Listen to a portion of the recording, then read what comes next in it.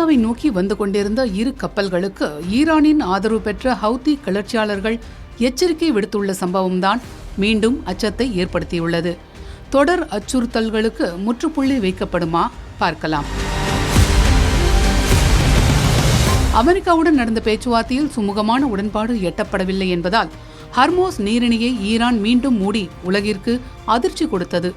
இதனால் ஆத்திரமடைந்த அமெரிக்கா ஈரானின் முக்கிய நிலைகள் மீது தாக்குதல் நடத்தி அந்நாட்டை பணிய வைக்கும் முயற்சியில் ஈடுபட்டு வருகிறது. இதற்கெல்லாம் அசராத ஈரான் தங்களது தாக்குதலை நாளுக்கு நாள் அதிகரித்து வருகிறது. இதன் காரணமாக வளைகுடா நாடுகளில் போர் மேகம் பரவத் தொடங்கியுள்ளது. ஹர்மோஸ் மீண்டும் மூடப்பட்டுள்ளதால் உலக அளவில் நடந்து வரும் வர்த்தக போக்குவரத்து கடுமையாக பாதிக்கப்பட்டுள்ளது. இது ஒருபுறம் இருக்க, மறுபுறம் ஈரானுக்கு ஆதரவாக ஹவுதி கிளர்ச்சியாளர்களும் களமிறங்கியிருக்கிறார்கள். ஏமன் நாட்டை சேர்ந்த ஹவுதி கிளர்ச்சியாளர்கள் காசா போருக்கு எதிர்ப்பு தெரிவித்தும் ஈரானுக்கு ஆதரவு தெரிவித்தும் செங்கடல் மற்றும் பாப் எல் மந்தீப் ஜலசந்தி வழியாக செல்லும் சர்வதேச வர்த்தக கப்பல்கள் மீது தொடர் தாக்குதல்களை நடத்தி வருகின்றனர்.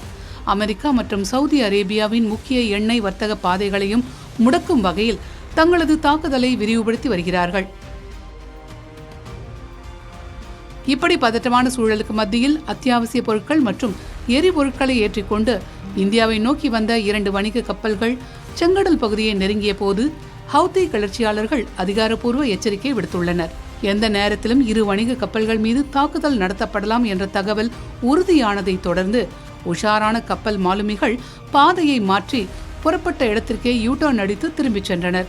வழக்கமாக செங்கடல் வழியாக நடந்து வந்த கப்பல் போக்குவரத்து ஹவுதி கிளர்ச்சியாளர்களின் அச்சுறுத்தல் காரணமாக ஆப்பிரிக்க கண்டத்தை சுற்றி வரவேண்டிய கட்டாயத்திற்கு கொண்டுவரப்பட்டுள்ளது. இதனால் பெருமளவில் பொருளாதார செலவு ஏற்படுவது மட்டுமன்றி பயண நேரமும் அதிகரிக்கும் என்ற அச்சம் பல நாடுகளுக்கும் எழுந்திருக்கிறது.